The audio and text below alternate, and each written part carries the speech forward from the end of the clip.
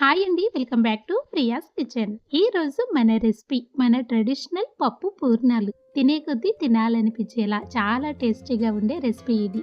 ఇవి చేయాలి అంటే చాలా సింపుల్ అండి. చిన్న చిన్న టిప్స్‌ని మీరు ఫాలో అయ్యారు అంటే ఎవరైనా ఈజీగా చేయగలుగుతారు. ఇక్కడ నేను మీకు ఒక బూరెని చూపిస్తున్నా చూడండి. పైన లేయరు ఇంత క్రిస్పీగా రావాలి. కట్ చేస్తే చూడండి ఇలా సౌండ్ రావాలి, ఇలా వేగాలి. ఇలా వేగినయి అంటే 2, 3 రోజులు కూడా ఇవి తాజాగా ఉంటాయి. లేట్ లేకుండా ప్రాసెస్‌లోకి వెళ్ళిపోదాం. ఈ పూర్ణాలు ఎలా ప్రిపేర్ చేసుకోవాలో మీకు వివరంగా చూపిస్తాను.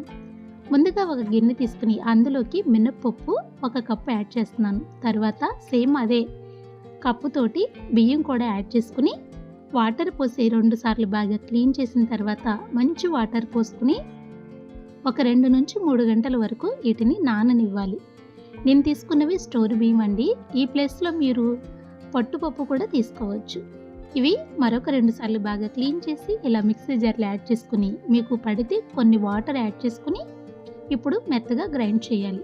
కాస్త నలిగిన తర్వాత ఇందులో నానబెట్టుకున్న అటుకుల్ని యాడ్ చేస్తున్నాను నేను. వాటర్ లేకుండా యాడ్ చేసి మరొక 2 రౌండ్లు గ్రైండ్ చేసారు అంటే ఇలా మెత్తగా గ్రైండ్ అవుతుంది. చూడండి ఈ మాత్రం థిక్నెస్ ఉండాలి. దీన్ని పక్కన పెట్టేసుకుని ఇప్పుడు ఒక బౌల్ తీసుకుని అందులోకి 1 కప్పు పచ్చెనగపప్పు తీసుకోవాలి. నేను తీసుకున్న మెజర్మెంట్స్ అన్నీ చూడండి ఈ కప్పుతో తీసుకున్నా. ఈ ప్లేస్లో మీరు ఒక గ్లాస్ కూడా తీసుకోవచ్చు. ఇందులో వాటర్ పోసి ఈ పప్పుని ఒక అరగంట సేపు మాత్రమే నాననివ్వాలి. అరగంట తర్వాత చూడండి చెక్ చేసుకుంటే పప్పు ఇలా ఉంటుంది. పప్పు ఎక్కువసేపు నానబెట్టిన పూర్ణాలు అనేవి టేస్ట్గా రావు. పప్పుని ఒక్కసారి కట్ చేసి చూస్తే చూడండి ఇలా కట్ అవ్వాలి. ఈ మాత్రం నానితే సరిపోతుంది. మనం పప్పు పూర్ణాల్లో ఈ పప్పు మెయిన్ కాబట్టి ఎక్కువసేపు నానబెట్టొద్దు.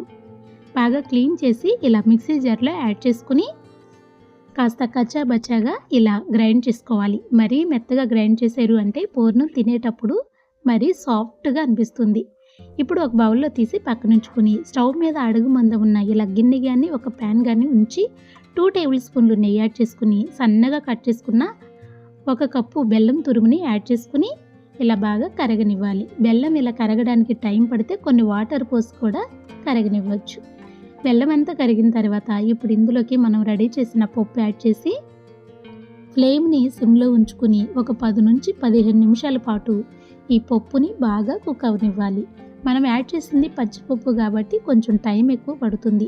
మీరు కుక్కర్లో వేసి చేసిన దానికంటే ఈ ప్రాసెస్ చాలా ఈజీగా ఉంటుంది. 15 నిమిషాలకు చూడండి పూర్ణం చక్కగా ఉడికింది. మనం కొద్దిగా చేత్తో తడి చేసుకుని ఇలా కొద్దిగా పిండి తీసుకుని రౌండ్గా బాల్ చేసుకుంటే ఇలా బాల్ లాగా వచ్చింది అంటే మనకి కరెక్ట్గా కుక్ అయినట్టు. ఇలా వచ్చిన తర్వాత ఇప్పుడు మనం స్టవ్ ఆఫ్ చేసేసుకోవాలి. స్టవ్ ఆఫ్ చేసిన తర్వాత ఈ వేడి మీదే ఈ పూర్ణం మరింత టేస్టీగా ఉండడానికి కొన్ని కట్ చేసుకున్న కాజు బాదం యాడ్ చేసుకుని మంచి ఫ్లేవర్ కోసం ఇలాచి పొడి కూడా యాడ్ చేసుకుని బాగా కలుపుకుని ఇలా రౌండ్గా బాల్ లాగా చేసుకోవాలి.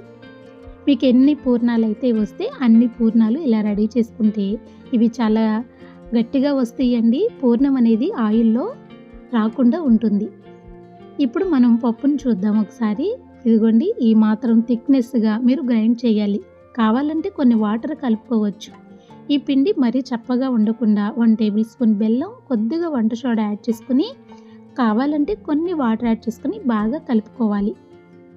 ఇందులో నేను కొద్దిగా ఆయిల్ కూడా యాడ్ చేస్తున్నానండి. ఇలా యాడ్ చేయటం వల్ల పైన లేయరు మందంగా రాకుండా సన్న పొరలాగా వస్తుంది.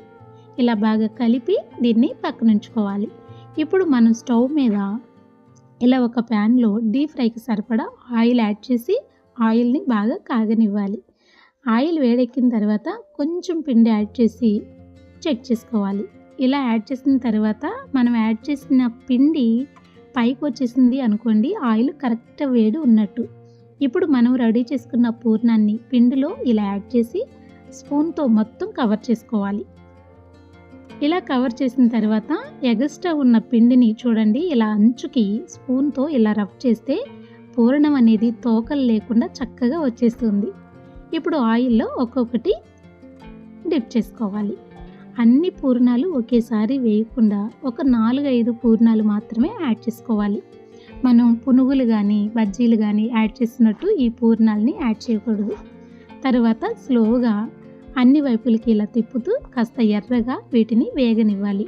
ఇలా వేగాయి అంటే తినేటప్పుడు పైన లేయర్ క్రిస్పీగా ఉంటుంది. 2-3 రోజులు కూడా ఇవి పాడవకుండా ఉంటాయి. సేమ్ ఇదే ప్రాసెస్లో అండి పూర్ణాలు పిండిలో ముంచి చక్కగా ఇలా ఆయిల్లో డిప్ చేసుకుని మీకు ఎన్ని బ్యాచ్లు అంటే అన్ని బ్యాచ్లుగా ఫ్రై చేసుకుని తీసేసుకోవాలి. చాలా సింపుల్గా ఉంది కదా. నేను చెప్పిన చిన్న చిన్న టిప్స్ని మీరు ఫాలో అయ్యారు అంటే ఈజీగా ప్రిపేర్ చేసుకోవచ్చు. మన పూర్ణాలు మీకు నచ్చితే మీకు తెలిసిన వారికి షేర్ చేయండి. మీరు చేసినప్పుడు మీరు ఎలా చేయగలిగారో ఫీడ్బ్యాక్ ఇవ్వటం మర్చిపోవద్దు. మన వీడియో నచ్చితే తప్పకుండా లైక్ చేయండి. Thank you.